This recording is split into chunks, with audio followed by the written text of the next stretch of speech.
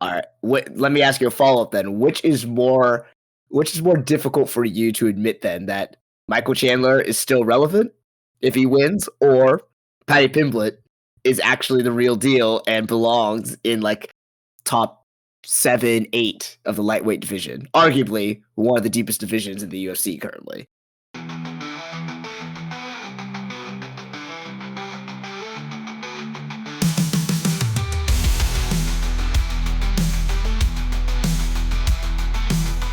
All right, welcome to another episode of Two Fight Fans. We talk about all things in combat sports. I'm one fight fan, Colin. Colin, it's the Stupid. first fight week of 2025. Oh yeah. UFC 311 is coming up. There hasn't been a single fight prior to this upcoming Saturday. Are you excited? Come on, man. Well, with that, I am excited for 311.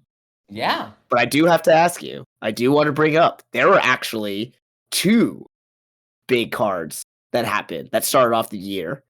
Are you sure? Yeah, I'm very sure. I mean, I didn't watch either one of them, but yeah, I was gonna say, like, there were things that happened, but that doesn't Yeah. necessarily mean that there were 2 cards that we needed to watch. But you're so adamant about talking about the past rather than looking to the future. Let's Well, okay, no, I just want to highlight a couple things for you. One championship had a card again, and seemingly ever since we started talking about this, I didn't know about it until the day of, and I caught a few clips here and there, but yeah, one really has to step up their whole, like, if they have any hopes of surviving this year or into the future or developing any sort of identity, they've got to get the name out there more, man. They have got to start advertising or something. Like, come on. You know what? I'll even go a step further. I don't even believe there was a 1 card this past week. There were 2 fights, actually, 2 whole cards put on by One Championship on back-to-back nights. They had like a Thursday night, which meant like Friday afternoon for them, event, which were kind of like basically a whole card of undercard fighters, and then their main event that was Saturday afternoon for them, but Friday night for us, of like one of their champions and everything. No. They had 2 full events. In elementary school, when somebody was like, "Oh, my uncle works at Nintendo. I have all these cool secrets. I've heard that Mario's gonna be in the fucking Pokemon game or some shit." Like, this is all made up. Don't believe the one propaganda. They had no fights. They had no cards. I refuse to believe it. Are you turning into one of those fake news guys now? Is that who you are? Not necessarily fake news, but I will say Chatri of One Championship does seem to lie quite a bit. And I just don't know how much, even as a fight fan for many, many years, over basically 2 decades, I don't know if I can really believe it. Okay. All right. No, that's fair. What were the highlights of these One Championship cards? Oh, fuck. I don't know. Like, that's the thing. That's like, I told you, I didn't watch them. I didn't watch them. You did your homework on it. And like, I looked it up and I like still was like, I don't really think these happened. I don't know about that. Yeah. All right. So the One Championship cards supposedly happened. What else happened? All right. Well, the very first UFC Apex slop card happened. Some things I want to point out. Kissinger submitted Vanity Boss. I think in like the last round or second to last round with an armbar. So I guess good for her. But every fight on the main card except for one ended in a finish. So there were like 4 TKOs, KOs, and 1 submission.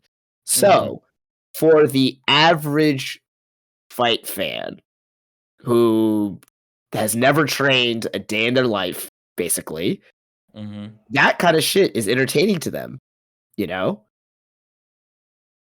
But is that really a good, like, it's entertainment, but is that really helping the sport per se? Like, what? I don't know how to make, because it's like when you have results like that and people will be like, oh, what a great start to the year. They're going to keep doing these slop cards or mismatch cards, you know?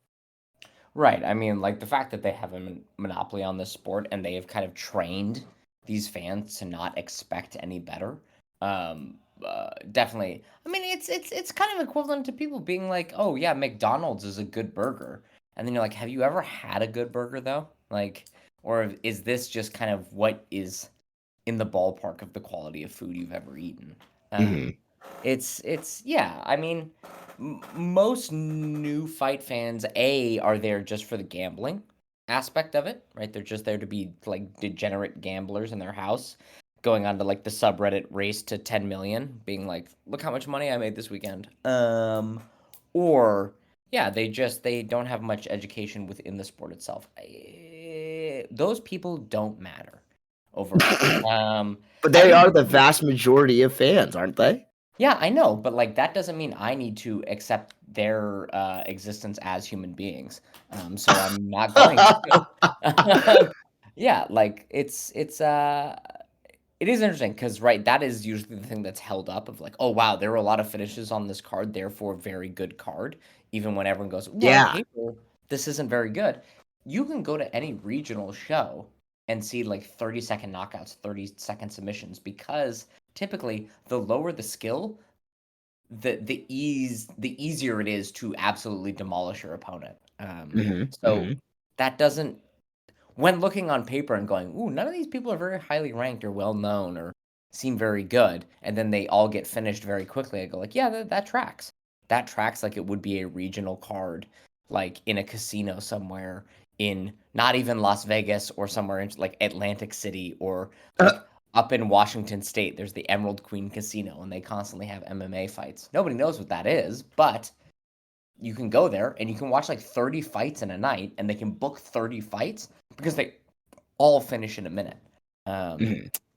So that's what this Apex card was. And my New Year's resolution, Colin, I'm not going to watch Apex cards unless there's anything interesting.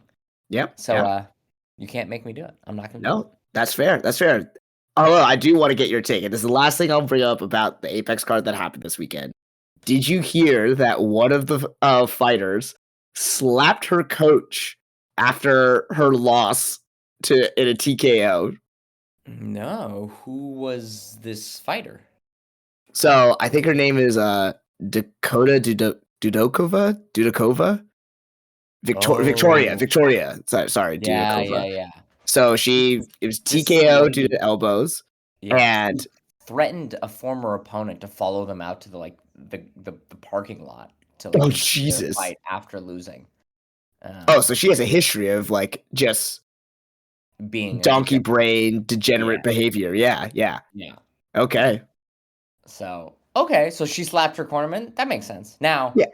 do we know, was she married to her cornerman and or that in a relationship? that is a great question. And I saw in the comments like, well, like don't they have like isn't he like her boyfriend or fiance or something? It's like I didn't Mm, know any of that. So like I was like, yeah. yeah, I think that would be just more sadly, spice added to it. yeah, sadly it does seem like just to get into women's MMA, you have to be married or dating your coach. Like that's a weird we don't need to go specifically into the dynamics of that, but like in the power dynamics at play. But Yeah. it does seem like MMA and specifically women's MMA really does kind of there's a weird thing where most of these female fighters are dating their coaches or are married to their coaches, Yeah. uh, which could lead to a little bit of that, little slap on Friction. the face. Yeah, a little, hey, you weren't there for me. Why did you let me get my ass beat type behavior. But also, I think Dudakova is known as being a bit of an asshole. So, all right. Okay. So it's Yeah, fitting. Yeah. yeah, yeah. Classic. Just starting Yeah. off the year just the same way I we was had I 2024. was just gonna say, yeah, like what a way to it was the second fight of the night that she did this. I was like, oh great. It was What so a good. way. Yeah, yeah. Well, that's now here's the question. And this leads into our first new segment of 2025, Great. Love it. which I like to call Collins Crystal Balls. In which I You were telling challenge me we have a segment that you didn't tell me about, but I am yeah. somehow involved in. Okay. All Oh, right. yeah. And here are the rules of Collins Crystal Balls, both for the audience and you, because I'm springing it on you. I'm going to Yep. posit, well, what I'll do is I'll tell you one headline that was made, and then posit 5 questions for you, and we're going to keep track of them and see if you get them right by the end of the year. Jesus. Okay. Very simple. So we're in the Apex. It's a Mackenzie Dern headlining card. Last time Mackenzie Dern was in the Apex, I believe Mark Zuckerberg rented out the entire Apex. Oh, Was it to watch right. Mackenzie Dern? Who's to say? But Mark Zuckerberg and Dana White both in the news recently, where Dana White joined the board of directors of Meta overall. So, Colin, peering Wait, into did he actually? Yeah. No Oh, yeah. fucking way. Yeah. Well, we can get into that story if you don't really know about it. Like, it's I didn't even hear about that. Hold on. Keep going first. Dana White is part of the board of directors of Meta, most likely because Meta is under an antitrust lawsuit run by the U.S. government, and Dana White is very close ties with Donald Trump. So as Donald Trump enters the White House, most likely Meta and Zuckerberg is going to ask Dana White, hey, what if we just get the U.S. government to drop this antitrust lawsuit and this consumer protection lawsuit against us? Because they're basically being investigated for, they bought Instagram and they bought WhatsApp for higher than market value, primarily to just squash any competition within the digital space in which people can like interact with one another. Anyway, that's beside this point. Here's the thing, Colin. I'm asking you, peer into your crystal balls. Here are the 5 scenarios. Number 1, we see Mark Zuckerberg at more UFC events than Donald Trump in 2025. Yes or no? Yes, 100%. So Zuckerberg becomes the new Trump. Oh, we like that. Yes. Well, we've already seen, like, he's basically already just been like, whatever, like, we used to be like, don't put harmful things online, don't put like mistruths and lies, and just like politically fact checked everything. Now that he's like also being all like buddy with Trump and all of his posse, he's quickly reversed that. Great. Looking into your next crystal ball, Zuckerberg is in no less than 2 fighters' corners this year. Yes or no? Okay, so the over it has to be 2 or more, you're saying? 2 or more, yeah. 2 or more. I'm gonna say he does it once, and he's like, ooh, okay. Yeah, he does it one time. Yeah. Okay, because he's done it once, right? Yeah, he was in Volkanovski's corner.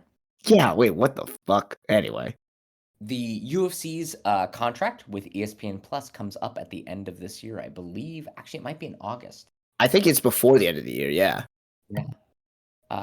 As part of Dana White being the board of directors at Meta, we will see an element of the UFC's product go to Meta, and that will be the only platform in which you can view certain UFC events.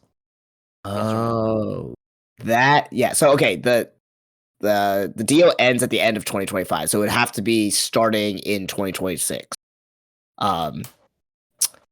So I guess technically not happening. It would be announced. Okay, but when the deal is up, I guess let's readjust this. When the deal is up, will Meta get a slice of UFC content that had previously been on ESPN Plus? Okay.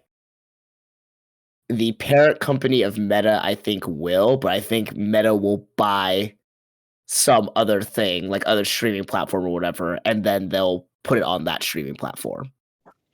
Interesting, because Meta, I think, is its own parent company, right? It's Facebook, Instagram, and Meta. Yeah. It's underneath Meta, but then Meta will buy a streaming platform or company. Interesting. Okay, so it's not going to go directly to Meta, but it will go to a subsidiary of Meta, I think. Yeah. Interesting. Okay. Oh, wait, no, that's Google. Never mind. Yeah. The number of times Mark Zuckerberg rents out the Apex will be no less than 3 times in the year 2025. I think that is definitely a possibility. Yeah, I could see that happening. We finally get the long-awaited Elon Musk versus Mark Zuckerberg MMA match under the UFC banner in 2025. Fuck no. No, you don't think so? No, I don't think that will ever fucking happen. All right. As much as I would love to see both of them go in and do a really shitty fight where they both get exhausted within the first like minute and then just throw these like slop and then both of them get injured and like really hurt themselves. And I would love, like, again, not supposed to be wishing ill upon someone, but if we could have the first simultaneous knockout by two of the whitest billionaires that will ever grace the world's history, I would love that. I mean, I don't really know if I mean them getting hurt is good, but I don't like we can go sniff fentanyl behind an Arby's if you want, man. Like that'll probably be more entertaining than watching those dudes fight. Like, yeah. I All right. kind of want to see them fight and just see how quickly the crowd turns on them. Like they'll be cheering at first, and then when they realize, like, oh yeah, this sucks, and people will just start booing. I would love that. If you thought like Tyson and Paul was bad, like imagine how bad these. Oh, it's gonna be terrible. It would be what I wouldn't think it's gonna be good at all. I wouldn't think there's any skill that's gonna be displayed. You know, I just can't wait for people to be like, "Oh, this sucks," and they're like, "Oh, they felt they were duped." And it's like, "You fucking idiots!" Of course. No. I think I'd prefer if they just went away forever. Oh yes, that is a preference. This is not a preference. What do you prefer? Is if this happens, you know? No, I don't really have any interest in seeing them. Yeah. Anyway, I mean, yeah. Well, those are Colin's crystal balls. That's our new segment this year. All right. Great. Back to you're gonna keep track of all these then, huh? Oh yeah. Okay. In our document. Yeah, that's yeah. I'm ready. Let's do it. All right. So what's next, Colin? Just two things really quickly. Some departures or retirement announcements. So Holly Holm has now departed from the UFC and is a free agent. So she can pursue other MMA or go back to boxing. So, yeah. I mean, how do you feel about that? Like, it is weird. We didn't get a chance to do like a full like retrospective because she is one of probably the most important fighters in women's MMA. What if it was very unceremonious, you know, because she had that loss to Kayla Harrison, and I don't think she fought again after that, right? No, she had that last loss, and that was it. Yeah, like, and she used to headline every Apex card ever for the UFC against like random nobodies. It's surprising. I wonder if she's planning on going to the GFL, that new Fight League promotion that's popping up. Okay. Because I know like there's rumors that Tony Ferguson might also be released from his contract and go there. So that we don't have to see him like get butchered again in the UFC. But it is surprising because Holly Holm was a big star and like you can still build names off of her. So the fact that the UFC decided, and not even to give her like a nice send-off fight where they can like really easily, you know, send her off on a win. It's not going to do much. She's in her like 40s. Yeah. Well, she had two more fights on her contract, and she asked to be released. So and they just gave it to her. Interesting. I'm actually surprised that they just gave it to her. So yeah. Interesting. Okay. Well, yeah. I mean, like, good luck to her. She hasn't been like a top level contender in a long time, but yeah. I mean, she's a very important part of like the UFC's history, and besides Ronda Rousey, maybe the second most popular women's fighter. Think so, more than Amanda Nunes? Probably, because Amanda Nunes never really like commanded box office stuff, and like Holly Holm could headline like a bad fight night card and like still sell out the event. So like she still was like extremely popular. Yeah, that's fair. So, yeah, I don't know. I mean, good for her. She's yeah. I never wanted to see her fight again, so like it doesn't really matter to me. But like, you think the UFC would do something like a little bit nicer for her than just Who? How did this get leaked? Was like this a press release or was this like an Ariel Helwani tweet? Where did I see it? I saw it on some news outlet here. I'll find it again. Hold on. Okay. Yeah. Okay. So, but it is just like an outlet. Like it's not they didn't release like a video package or anything. Overall. Yeah. No, it's just all the major outlets, like, you know, MMA Fighting, MMA Junkie. Yeah, they're all reporting on it. So. Interesting. Okay. Well, yeah. Whatever. I don't know. Do you have any other feelings about that? No, I was kind of like, yeah, it was just very, very unceremonious and very like, okay, just buried on a Monday, you know. Yeah, I know. Just and like leading up to this huge fight week, which I gotta say, like at least for like I mean, we're recording this at like 1 a.m. on a Tuesday, but like not a big amount of press I'm seeing for UFC 311 for what is like a pretty fucking stellar card to start the year. And then they just like release this news secretly, hoping that maybe it gets covered up by 311 coverage. Kind of strange. Yeah. Anyway. And last one that was announced on his Instagram, Tyson Fury has retired for boxing. This is his third time retiring via social media. And this time he randomly referred to apparently an 18th century highway robber and horse thief in the middle of his retirement statement. Yeah. I mean, that's Tyson Fury, though, right? He's retired, what, 37 times? So that's what I'm saying. Like, so people are saying, like, oh, like, this is the final one after his 2 losses. And some people are saying, like, oh, he's just doing that to drum up more hype, against a super fight against Anthony Joshua. But, yeah, what are your thoughts? If he actually does retire?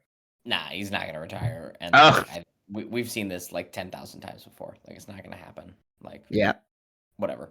Like, he's just Tyson Fury says such inane, crazy shit all the time. Like, this is just he's saying it. He's keeping his face in the headlines. He has almost $100 million payday if he fights Anthony Joshua, and I would pick him to beat Anthony Joshua pretty cleanly. So, like, why would you retire when?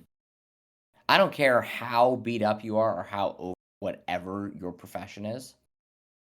I would do unspeakable things that I will not record on this podcast for $100 million. I would do unspeakable things for like a fraction of that. So, but yeah, how much did he make in the last fight with Usyk? I think like 60 or 70 million. Does he really need then 100 million? Oh, Colin, you telling me that if you had 60 million, 100 million wouldn't still beckon to you? 100 million is still 100 million, baby.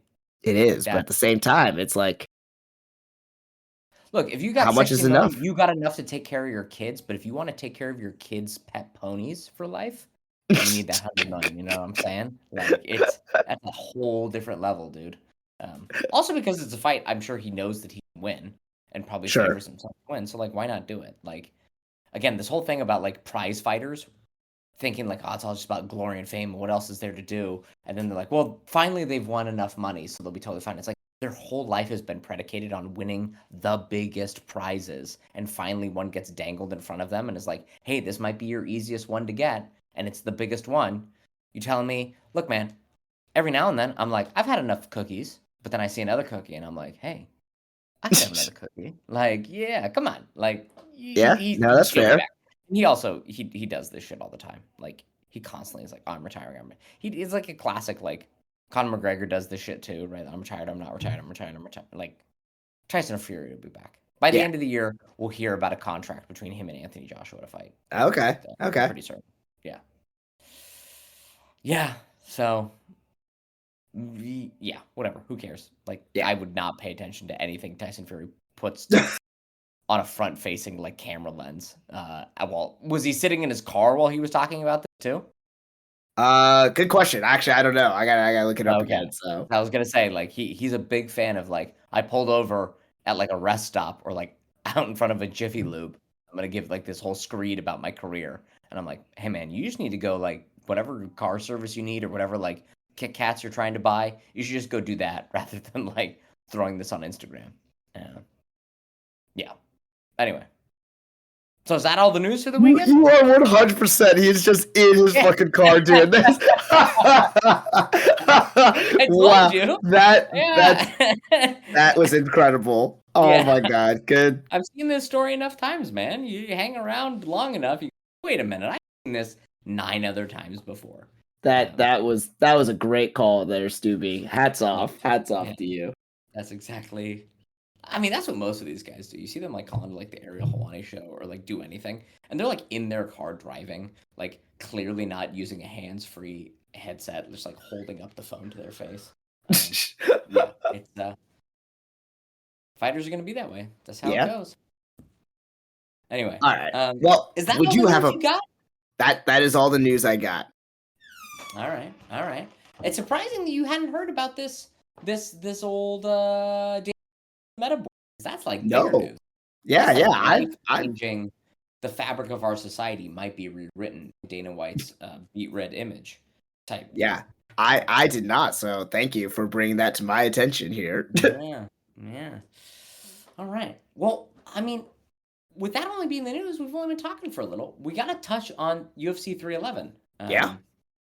We're not going to do our picks this episode, but I guess. But we're also going to. You said our picks are going to be different. We were talking a little bit offline on this. So why don't you give a little preview of some of the spice that you want for our new pick? Great. Picks will be for any title fights on the card. So for this upcoming UFC 311, that will be the main event and co-main event. If there are no title fights, it will just be for the main event. We will then make not picks. the co-main either. No, because if it's like an Apex card or like a Fight Night card and it's dog shit, I'll like pick the main event because that's probably. Okay. But then like I don't need to do like a shitty middleweight fight co-main. Like that's not worth my precious life minutes. Then we're gonna do which fight is most likely to end in a finish, and then what type of finish is it gonna be? Submission, knockout, TKO. The more specific you can be, the better, and the more points it'll be. We will then do what fight is most likely to go to decision overall. And then which underdog has the best chance, we think, or who will we bet on for the underdog to take the win. And the bigger the underdog, the more points you get. Okay. Overall. So that will be how we do our picks moving forward, because this shit where we all pick the same 5 fights is crazy. We need to start spicing that shit up. We need to start making bolder claims. But we towards the end of the year, you and I were picking different things a whole lot. So that's true.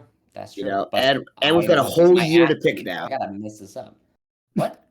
We got a whole year of picks, man. So yeah. I mean, well, who knows what will happen? We might not be around by then. We might be dead. That's true. That's true. Yeah, you never know. But let's talk about UFC 311 a little bit. We're not going to do the picks, but we got to like talk about some storylines. We got to talk about fights that we're probably not going to pick or highlight for the next episode. First of all, overall for the pay-per-view card, or I guess the entire card with prelims and early prelims as well, give me a score. A, B, C, D, E, F. Where are we at on this card? Yeah, you know me. I like exciting fights. I like fights that will have consequence that lead to canonical order. So I do like that, especially with 2 big meaningful championship fights to start off the year. So like those are really anchoring this card for me. So I would give it a B+, B+ to A- actually. A B. This is an A card, dude. You're going. See, we're flipping. Yeah, I thought you would not be a fan. You would only want to see the Islam and Arman fight. You want to see Umar Nurmagomedov fight, and that was pretty much it. You are crazy. You got me all wrong. You got me twisted, man. That's not right at all. We've got the pound for pound number 1 fighter in Islam Makhachev, who, if he defends this, will have the most title defenses in lightweight history. Which I still can't believe. Like, that's insane to me. Yeah. Against, it's a rematch, too. The number 1 contender. This isn't the Khalil Roundtree going down to number 8 contender. This is the clear number 1 contender. Yep. In Arman Tsarukyan, who, I don't know if you've seen photos of him recently. I mean, this boy got body for days. This is a fantastic fight. This is the best fight you can probably make at lightweight, and it turns out that your lightweight champion is pound for pound number 1. And that's just the main event. We then have Merab Dvalishvili, who we love, and Umar Nurmagomedov, the number 2 in this division, battling it out. Not under ideal circumstances, right? Merab apparently has quite a few nagging injuries and felt rushed into this. Did you also say Umar has a major injury as well? Yeah, broke his forearm a little while ago, and like he didn't have enough time to properly rehab it. So the UFC again, we're getting a tiny peek behind how the sausage is made, which is the UFC pressuring the shit out of these guys to make a fight. But it's a great fight, right? And it is. Yeah. And then, you know what? Light heavyweight sucks ass. Light heavyweight is garbage. Light heavyweight is like Chili's or Chevy's or whatever garbage Applebee's restaurant your family drags you to. But every now and then, you show up and you order a margarita, and the bartender winks at you and gives you like 4 shots in that margarita, and you're like, "Great, I just got 4 shots for a lot cheaper than 4 shots should be." And that's what Yuri Prochazka and Jamal Hill is, a really overly loaded alcoholic margarita at an Applebee's. This shit's gonna be sloppy. It's gonna be nasty, and I'm actually a little excited to see this light heavyweight fight, man. Wow. Wow. All right. Look at you. I thought you were just going to be like, no, fuck this. I don't want to see it. This is stupid slop, blah, blah. It is slop, but it's kind of like the highest caliber of slop, because you've got Jamal Hill, who we have talked about routinely 10-7ing himself throughout life. Yeah, I love And it. then, I just love that he keeps feeding us just more and more yeah. opportunities. And then Yuri Prochazka, someone who the entire world has begged him, just learn defense, buddy. Just learn defense. Please, please, please. And instead, what did he do for training camp this year? He went into a dark room for 3 days without food and water. And then he went and sat under a waterfall so much that it caused him neck injuries because of the force of the water in Iceland. This guy, he's got galaxy brain thinking when it comes to training. Fuck learning defense. I'm going to go sit under a waterfall and I'm going to sit in a dark room. I love it. Fucking, This I is love it. yeah. This is like a bad anime storyline, and I'm here for it, man. Yeah. And then Beneil Dariush and Hanato Moicano. That's actually a good fight at lightweight, and actually, like, I think this is a very tough test for Hanato Moicano, and it kind of gives us an idea. Beneil Dariush is coming and going, and then Kevin Holland and Renier de Ritter. Like, Yeah. that's another great fight. This is Okay. this is a stacked card, and then the Yeah. prelims are great. And we should talk about a couple of these fights. All right. Yeah. So I guess, like, who gives a fuck about Bogdan Guskov and Billy Elikana? Who gives a shit? Peyton Which Talbot's one? back. Which one's Bogdan again? Because I know we've talked about it before. He's the guy who looks like a dumb clone of Anthony Smith. Don't Jesus. Yeah. Okay. Sure. Like if you like clone a clone, the becomes dumber slightly. Right, it's like if Anthony Smith cloned himself and then that clone cloned itself again. That's Bogdan Guskov. Okay. Sure. Yeah, but he looks a lot like that. He was supposed to fight Johnny Walker, but Johnny Walker had to pull out, so now it's some newcomer. So who cares? It's also like it's light heavyweight. There's very few fights that are interesting. But we got Peyton Talbot back. He's a minus 1,200 favorite. Yeah, that's rough. Yeah. That should be a great fight. We can see more of like how Peyton Talbot is doing, and Honey Barcelos is like a very tough test, an extremely like savvy veteran who definitely has like way too many miles on him to really kind of I think stand up to what Peyton Talbot is about to offer. But I mean, he has 14 more fights than Peyton Talbot has. He has more than double the experience that Peyton Talbot has. Like that's good matchmaking overall, I think. We then got Jailton Almeida and Sergey Spivak. Is there anything you want to say about that fight? Yeah, Jailton Almeida is a small heavyweight who does jiu-jitsu. Like, I like that. I like that he basically just been like, I will do something that no one else can do. Yeah. And like super athletic. Now, I have to say. Yeah, I like that. He grew up in a family and his father was his boxing coach. He was like primarily trained to be a boxer. It does seem like he threw a punch once and then got hit once in the face and went, I'm never doing boxing again. I'm going to go to do BJJ. Because his family is so atrocious. But an interesting kind of like test at heavyweight where only about 1.5 people have any sort of grappling. Yeah. So I like that. I like someone who can mix it up that way. Yeah, we're not going to talk about. There's a middleweight fight on here as well, but fuck that. We've got Grant Dawson versus Diego Ferreira for like the number 15 spot at lightweight. Okay. Both of these dudes coming off of impressive wins. I think you had seen Grant Dawson win his last fight, and I had seen Diego Ferreira. They like both kind of. Grant Dawson is definitely younger, but like both have a wealth of experience and like very savvy veterans. Diego Ferreira, a very good like grappler who takes you down and ground and pounds. Oh yeah. From top position, and Grant Dawson is a wrestler who has like pretty decent boxing overall. Yep. Yeah. So that's like an actually interesting fight. no one cares about Carol LaRosa, Eileen Perez, except like weird degenerates online who like that Eileen twerks when she fights. But the real one is Rinya Nakamura. This Yeah, is the shining prospect out of Japan. Japan. Yeah, And he's bantamweight. Yeah. he's bantamweight. Yeah, he was the before COVID shut down the 2020 Olympic Games in Tokyo. Oh, that's He right. was the like young prodigy on the Japanese wrestling team where Japan went, if anyone's gonna win gold in wrestling, it's this fucking guy.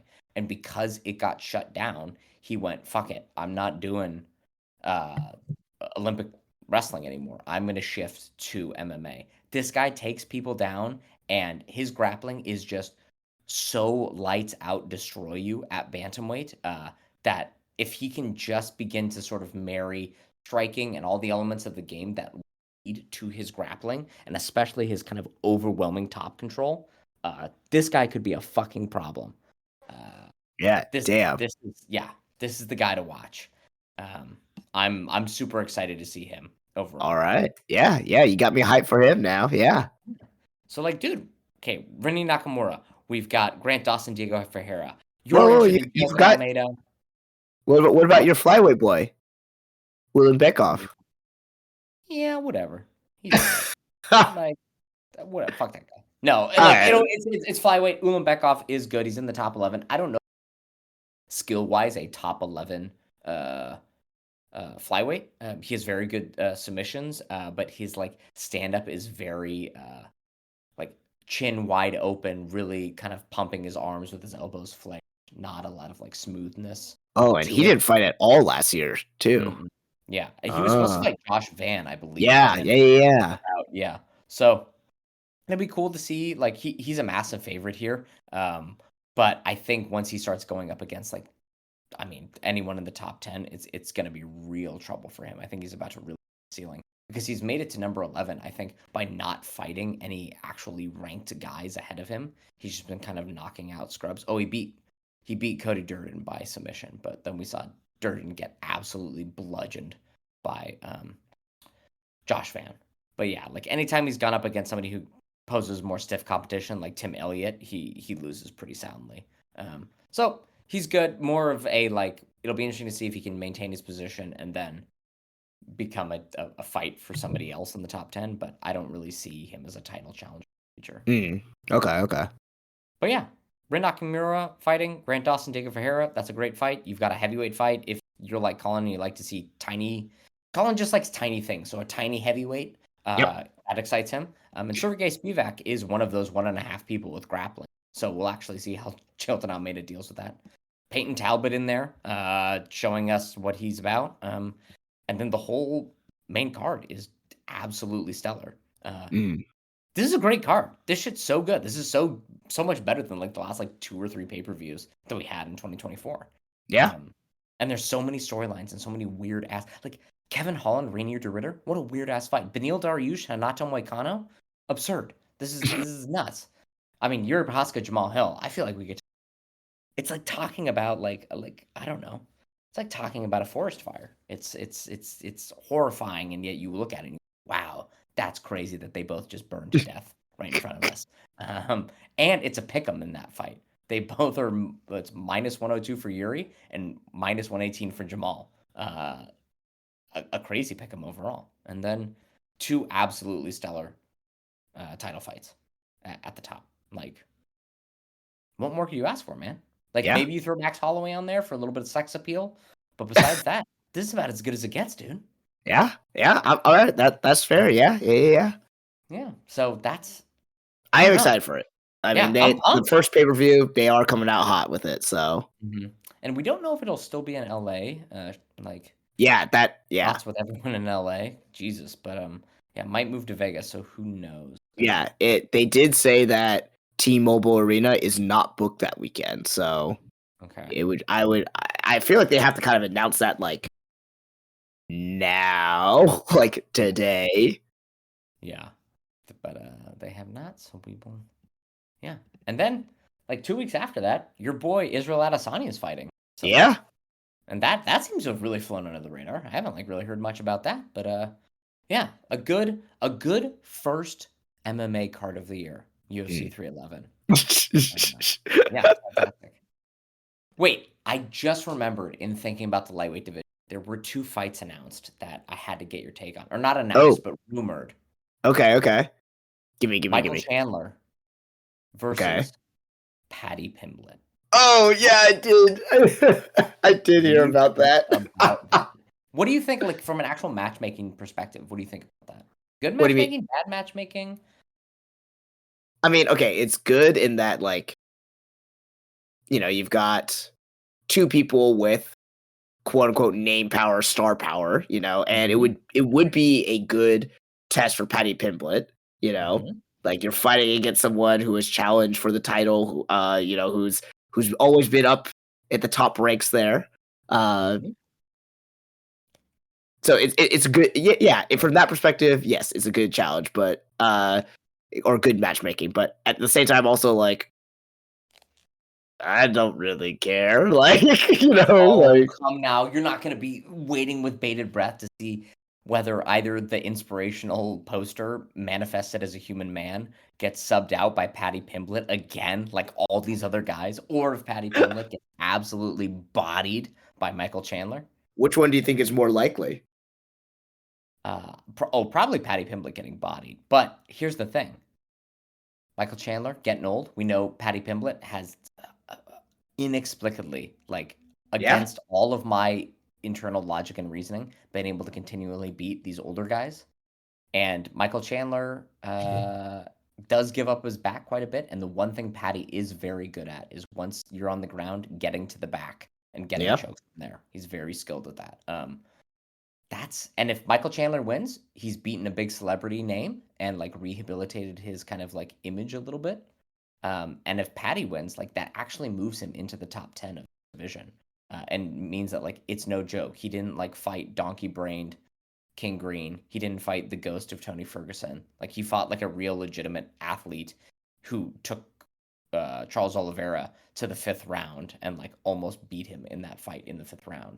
Like that means Paddy probably belongs in the top 10 in this division. All right. Let me ask you a follow-up then. Which is more difficult for you to admit then, that Michael Chandler is still relevant if he wins, or Paddy Pimblett is actually the real deal and belongs in like top 7, 8 of the lightweight division? Arguably one of the deepest divisions in the UFC currently. I mean, it's got to be Paddy Pimblett. Right. To be like Paddy Pimblett deserves to be ranked above Jalen Turner, Joel Alvarez, Benoit Saint-Denis, Rafael Fiziev, Beneil Dariush, Mateusz Gamrot. That's a tough pill to swallow, man. That's especially because like all of his wins, and if he wins in the way that I think, which is like Michael Chandler throws an overhand right, overextends, gets a double leg takedown, and then is like throws caution to the wind like he does every second when he fights, and then Paddy just does like, oh, this is the one thing I'm good at, getting to the back, and he gets to the back. I'll be like, God damn it, again, somebody else went to the ground with Paddy for no fucking reason. But Michael Chandler also, if he fights with any modicum of intelligence, can just keep it standing, and he's like 900 times faster than Paddy Pimblett and can probably demolish him with just a few punches to the body and then go upstairs. Yeah. No, here's the thing. Like, Michael Chandler is more insufferable, and so I hope more ill falls upon his house than Paddy Pimblett. But just Paddy Pimblett's not good, and that's the issue. As just like he just keeps winning, but he's not good. Like, this is upsetting. Yeah. All right. So that's one of the 2 lightweight fights. The other one is for the, I believe it is the London card, or maybe it is there's a Salt Lake City card, I think, coming up in March. It sounds like, according to Justin Gaethje himself, that he has signed to fight Dan Hooker. Ooh. How do you feel about that fight? That is fireworks right there. Yeah. I like that. I like that a lot. Yeah. Yeah, that's straight violence directed, like injected into my eyeballs. I want to see it. Yeah. Ooh, that's good boy. Shit. Yeah. One of them is definitely going to take like 10 years off their life. They might both take 10 years off their life, but yeah, both of them might. Yeah. It's pretty good, man. It's pretty good. So yeah, we've got some shit to look forward to at the beginning of this year. I'm excited.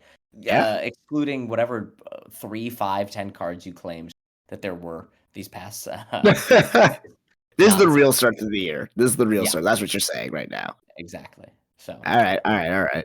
next time we will pick just again make sure that you're in line and that the fans the fan that listens to this podcast is in line. We will be picking the main event, the co-main event, so both title fights. Colin and I will then pick which fight we think is most likely to end in a finish on the card, and what that finish most likely will be.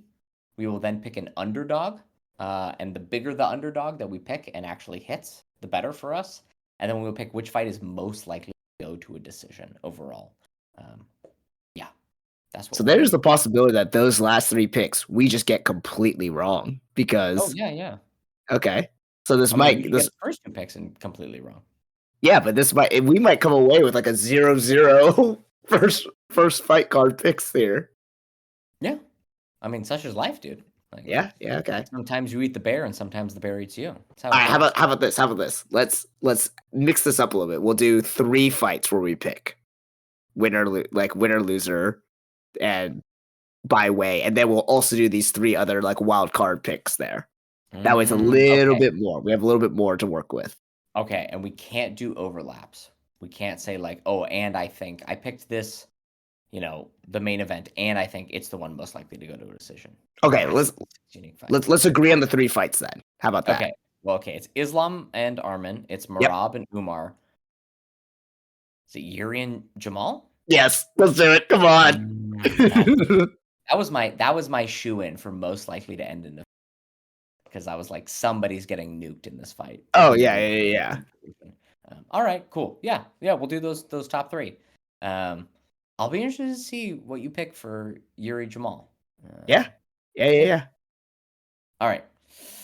Well, this has been Two Fight Fans Podcast. Welcome back, Chuckle Fucks. It's 2025. Everything is worse, and everything is getting worse. I'm One Fight Fan Stuart. I'm your more positive, happy, excited fight fan, Colin. UFC 311 should be fire on paper. That's insensitive. It's in LA.